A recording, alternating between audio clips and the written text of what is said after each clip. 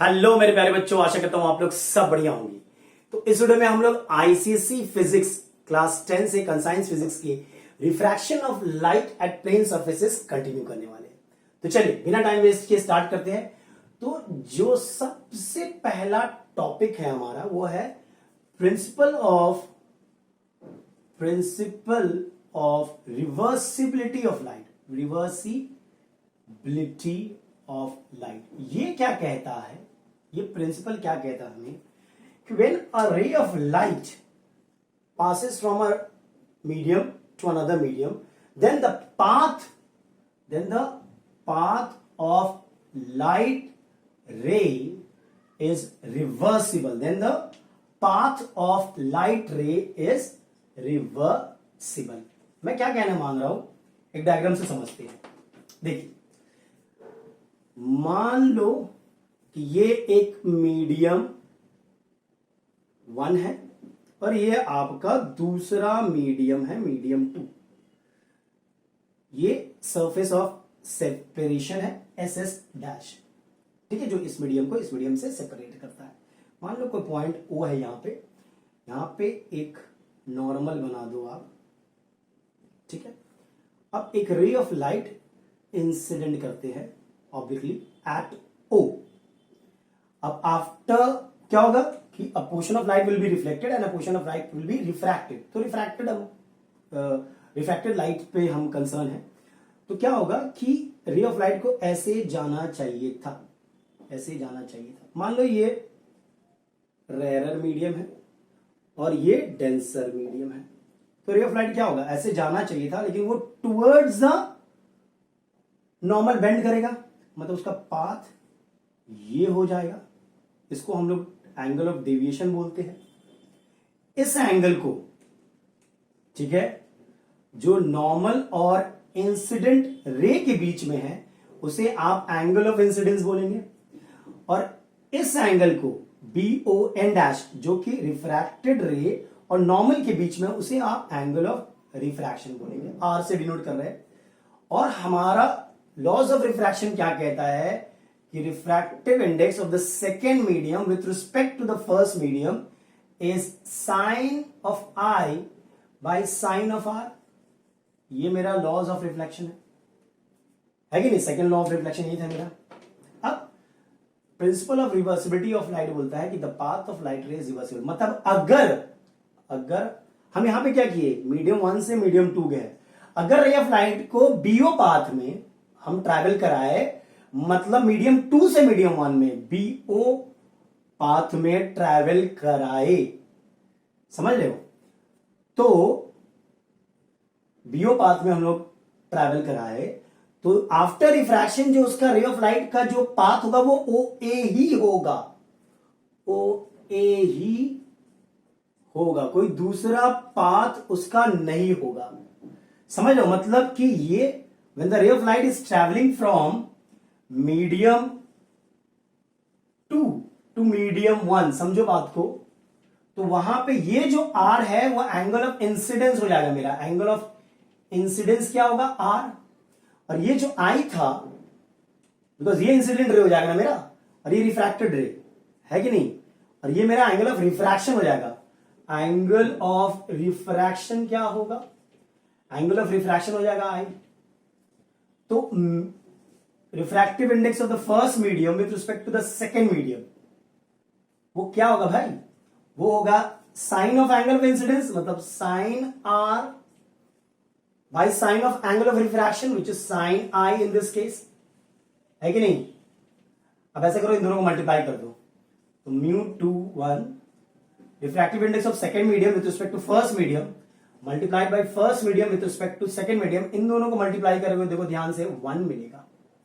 यही मेरा principle of reversibility of light देता है, यानी कि μ21 refractive index of the second medium with respect to the first medium, this is equal to 1 by, ये नीचे जाएगा ये वाला पार्ट, refractive index of first medium with respect to second medium. मतलब अगर मैं कह दूं कि भैया refractive index of glass with respect to air 3/2 है, मतलब कि सिंपली इंप्लाई होता है refractive index of air with respect to glass 2/3 होगा।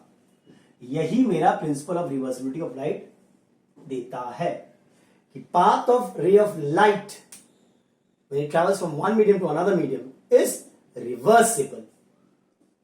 सही है। चलिए अब देखते हैं refraction of light through a rectangular glass block. इसे मैं रब कर दे रहा हूं। तो ले लेते हैं एक ग्लास ब्लॉक लेते हैं, रेक्टेंगुलर ग्लास ब्लॉक, और देखते हैं जब लाइट उससे पास करता है तो हमें कैसा डायग्राम मिलता है।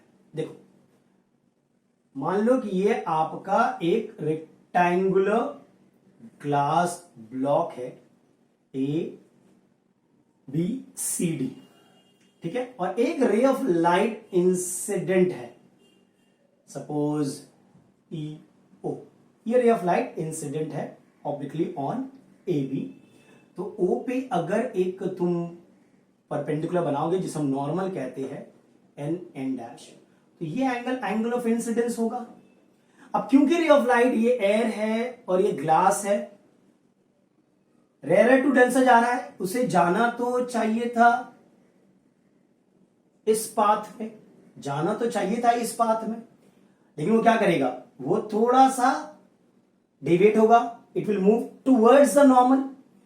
ठीक है, तो मान लो कि ये हमारा रिफ्रैक्टेड रे है, ओ एफ रिफ्रैक्टेड रे है, ठीक है, ये आपका इंसिडेंट रे है, ये आपका रिफ्रैक्टेड रे है। अब फिर मान लो ये एंगल ऑफ इंसिडेंस है, ये एंगल ऑफ रिफ्रैक्शन था यहां पे, ठीक है नहीं। अब ध्यान से देखिएगा, ये आर में मार्क किया हो, इसको मैं पॉइंट को सपोज आई मार्क कर ले रहा हूं यहां पे एक नॉर्मल बनाएंगे हम। अब एम एम डैश,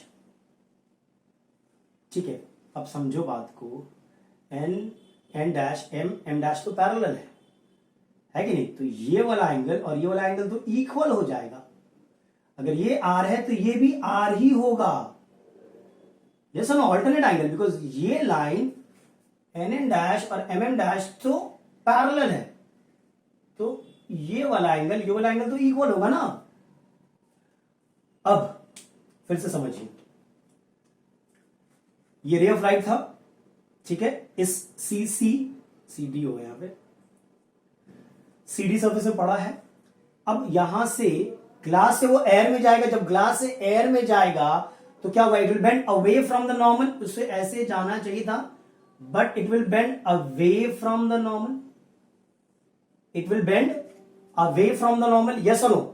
और ये जो एंगल है between the normal and the emergent रे, इसे हम इमर्जेंट रे कहेंगे, वो मेरा एंगल ऑफ इमर्जेंस है, ई, वो मेरा क्या है, एंगल ऑफ इमर्जेंस। ये वाला मेरा एंगल है, मतलब बिटवीन नॉर्मल एंड इमर्जेंट रे, वो है मेरा angle of emergence, angle of emergence.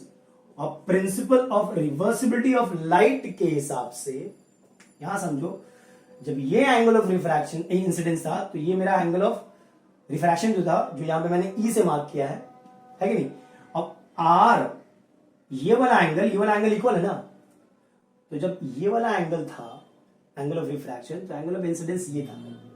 जब ये सेम एंगल यहां पे होगा, प्रिंसिपल ऑफ रिवर्सिबिलिटी बोलता है कि ये वाला एंगल ई और आई सेम होगा, यही तो था, मतलब द लाइट रे इज रिवर्सिबल, समझ रहे हो। तो ये वाला एंगल ऑफ इमर्जेंट और एंगल ऑफ इंसिडेंस मेरा सेम हो गया। इसका मतलब क्या है कि ये जो ईओ को जो मैंने एक्सटेंड किया है, अगर ये नहीं रहता, अगर ये ग्लास साब नहीं रहता, तो ये इस डॉटेड लाइन में मूव करता, ठीक है, इस डायरेक्शन में मूव करता, बट क्योंकि ये ग्लास लैब था, रिफ्रैक्शन हुआ है, 2 बार रिफ्रैक्शन हुआ है, 2 सरफेस पे हुआ है, तो ये इसका डायरेक्शन चेंज हो गया है। बट ये जो है, क्योंकि ये एंगल और ये एंगल इक्वल है, तो ये वाला और इमर्जेंट रे और इंसिडेंट रे, ये दोनों पैरेलल हो गए। ये दोनों क्या हो गए, पैरेलल हो गए। Incident ray is parallel to emergent ray, parallel to emergent ray, समझ रहे हो? तो जब एक रे ऑफ लाइट एक glass slab, rectangular glass slab से ट्रैवल करता है तो ये इमर्जेंट रे और इंसिडेंट रे का सेम लाइन नहीं, वो सेम लाइन में नहीं जाते हैं। क्या होता है? लैटरली डिस्प्लेस हो जाता है। क्या होता है? लैटरली डिस्प्लेस हो जाता है, अपने जगह से थोड़ा चप जाता है, इधर आ जाता है, ठीक है। और जब इधर आ रहा है, बट ये वाला और ये वाला पैरेलल है, पैरेलली डिस्प्लेस होता है, समझ रहे हो? और इसी डिस्टेंस को, the perpendicular distance between the incident ray and the emergent रे is known as lateral displacement. The perpendicular distance between incident ray, इसको मैंने प्रोड्यूस कर दिया है, इंसिडेंट रे एंड इमर्जेंट रे, इसी को हम लोग लैटरल डिस्प्लेसमेंट कहते हैं। आई होप ये क्लियर होगा, जिसको मैंने एक्स से मार्क किया है इस डायग्राम में। क्लियर है व्हाट इज लैटरल डिस्प्लेसमेंट? सो जब रे ऑफ लाइट जा रहा है एक मीडियम से ग्लास स्लैब के थ्रू जा रहा है तो इंसिडेंट रे क्या होता है? थोड़ा डिस्प्लेस हो जाता है लैटरली, ठीक है। इंसिडेंट रे और इमर्जेंट रे पैरेलल होता है, उसके बीच में जो डिस्टेंस होता है उसी को हम लोग लैटरल डिस्प्लेसमेंट कहते हैं। ओके, अब ये देखते हैं कि ये जो लैटरल डिस्प्लेसमेंट है वो क्या चीज पे डिपेंड करता है। ये जो एक्स है वो क्या क्या फैक्टर्स पे डिपेंड करता है। तो जो पहला फैक्टर है वो है thickness of the glass, thickness of glass और मीडियम जो भी। तो सिंपल सा लॉजिक है भैया, अगर थिकनेस से डायरेक्टली प्रोपोर्शन, अगर थिकनेस बढ़ाओगे तो लैटरल डिस्प्लेसमेंट जो कि एक्स है यहां पे वो भी बढ़ेगा। With the increase in the thickness of the glass slab the lateral displacement also increases. खत्म, और कुछ नहीं। नंबर 2, सेकेंड फैक्टर है एंगल ऑफ इंसिडेंस, यानी कि आई। अब आई अगर आप बढ़ाओगे, आई को आप बढ़ाओगे तो क्या होगा? तो लैटरल डिस्प्लेसमेंट भी बढ़ेगा, लैटरल डिस्प्लेसमेंट भी बढ़ेगा। ओके, डायग्राम से समझ सकते हो। अगर मैं इसको इधर डिस्प्लेस करूंगा तो ये इधर जा रहा था तो और डिस्प्लेस होगा, ये डिस्टेंस क्या होगा? बढ़ जाएगा, लैटरल डिस्प्लेसमेंट क्या होगा? बढ़ जाएगा, ठीक है। चलो, तीसरा क्या है? How does it depends on the refractive index of the medium, refractive index of the medium, या फिर आप कह सकते हो वेवलेंथ ऑफ लाइट पे कैसे डिपेंड करता है।